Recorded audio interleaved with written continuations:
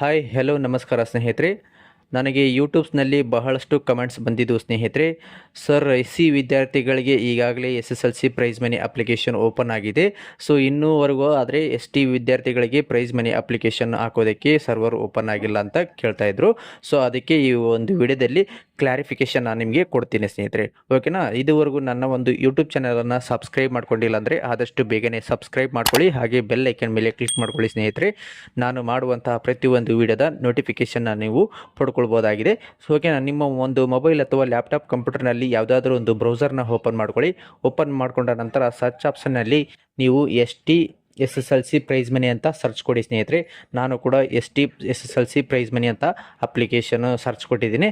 So ಇಲ್ಲಿ ನೋಡ್ತಾ ಇರ್ಬೋದು, ಮೊದಲೇದು ಡಿಪಾರ್ಟ್ಮೆಂಟ್ ಆಫ್ ಟ್ರಿಬಲ್ ವೆಲ್ಫೇರ್ ಅಂತ ಹೇಳ್ಬಿಟ್ಟು, ಸೊ ಇಲ್ಲಿ ಇದ್ರ ಮೇಲೆ ಕ್ಲಿಕ್ ಮಾಡ್ಕೊಳ್ಬೇಕಾಗತ್ತೆ. ಈ ಒಂದು ಲಿಂಕನ್ನು ಕೂಡ ನಾನು ಕೆಳಗಡೆ ಡಿಸ್ಕ್ರಿಪ್ಷನಲ್ಲಿ ಕೊಟ್ಟಿರ್ತೀನಿ ಸ್ನೇಹಿತರೆ.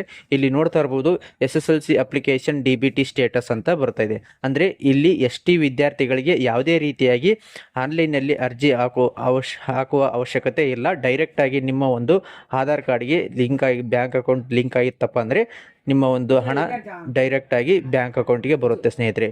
60% 74.99 ಪಡೆದಂತಹ ವಿದ್ಯಾರ್ಥಿಗಳಿಗೆ 7,000 ರೂಪಾಯಿ ಹಣ ಜಮಾ ಆಗುತ್ತೆ. ಅದೇ ರೀತಿಯಾಗಿ 75% ಹೆಚ್ಚು ಅಂಕ ಪಡೆದಂಥ ವಿದ್ಯಾರ್ಥಿಗಳಿಗೆ 15,000 ರೂಪಾಯಿ ಹಣ ಡೈರೆಕ್ಟಾಗಿ ನಿಮ್ಮ ಒಂದು ಬ್ಯಾಂಕ್ ಖಾತೆಗೆ ಜಮಾ ಆಗಲಿದೆ ಸ್ನೇಹಿತರೆ, ಓಕೆನಾ. ಸೊ ಕಡ್ಡಾಯ ಸೂಚನೆ ಏನಪ್ಪ ಅಂದರೆ, ವಿದ್ಯಾರ್ಥಿಗಳು ತಮ್ಮ ಬ್ಯಾಂಕ್ ಖಾತೆಯನ್ನು ಆಧಾರ್ ಸಂಖ್ಯೆಯನ್ನು ತಪ್ಪದೇ ಜೋಡಣೆ ಮಾಡಬೇಕಾದ್ರೆ NPCI ಮ್ಯಾಪಿಂಗ್ ಮಾಡಿಕೊಂಡಿರಬೇಕಾಗತ್ತೆ.